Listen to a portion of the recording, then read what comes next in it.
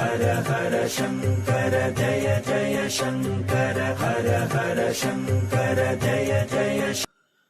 ஒரு முறை சிவனும் பார்வதியும் பேசிக்கொண்டிருந்தார்கள். அப்போது பார்வதி கேட்டார், ஐயனே, கங்கையில் குளித்தால் அனைவருக்கும் மோட்சம் என்று சொல்கிறார்கள். ஆனால் குளிக்கும் அத்தனை பேரும் மோட்சத்துக்கு வந்தால் மோட்சம் தாங்காதே, அது ஏன் அப்படி நடக்கவில்லை என்று கேட்டார். சிவன் சொன்னார், அது ஏன் என்னும் காரணத்தை விளக்குகின்றேன், என்னோடு வா. ஆனால் இப்படியே வராதே, இருவரும் வயதான பெரியவர்களாக போவோம், வா என அழைத்துச் சென்றார்.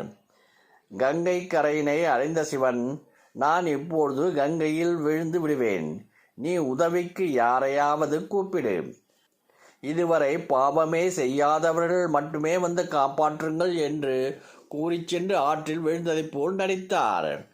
உடன் பார்வதி அங்கிருந்தவர்களை உதவிக்கு அழைத்தார். அழைத்தவுடன் ஓடிவந்த அவர்களிடம், தேவி, பாவம் செய்யாதவர்கள் மட்டும் போய் காப்பாற்றுங்கள் என கூறினாள்.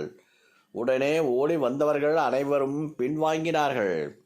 அனைவரும் தயங்கி தயங்கி செய்வதறியாது சிலையென நின்றார்கள். சூத்திரதாரியோ நன்றாகவே நடித்து கொண்டிருந்தார். அப்போது எங்கிருந்தோ ஓடி வந்த இளைஞன் ஒருவன் ஓடிச் சென்று எம்பிரானை காப்பாற்றி கரை சேர்த்தான். மக்கள் எல்லோருக்கும் அதிர்ச்சி. எப்படி ஒருவன் பாவமே செய்யாமல் இருக்க முடியும் என்று நினைத்து அவனை ஆச்சரியத்துடன் பார்த்தனர். உடன் பார்வதி அன்னை, அப்பா, நீ எந்த பாவமும் செய்யவில்லையா என வினாவினார்.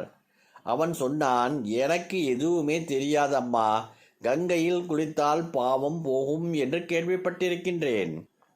அப்படி இருக்கும்போது கங்கையில் இறங்கியவுடன் என் பாவங்கள் மறைந்து விடும் அல்லவா, அப்புறம் என்னால் அவரை காப்பாற்ற முடியும் என நம்பி செய்தேன், அவ்வளவுதான் அம்மா என்றான். முதியவர் சொன்னார், குளிக்கும் அனைவரும் நம்பிக்கையோடு குளிப்பதில்லை, கடமைக்குத்தான் கங்கை ஸ்நானம் செய்கிறார்கள். நம்பி செய்பவர்கள் மட்டுமே மோட்சம் போக முடியும் என்பது அவர்களுக்கு தெரியாது. அதனால் தான் மோட்சம் நிரம்பவே இல்லை என்று சொல்லி அழைத்துச் சென்றார். நம்பிக்கையுள்ளவர்களுக்கு மட்டுமே மோட்சம் கிடைக்கும். ஓம் நமச்சிவாய. ஹர ஹர சங்கர ஜய ஜய சங்கர ஹர ஹர சங்கர ஜய ஜய.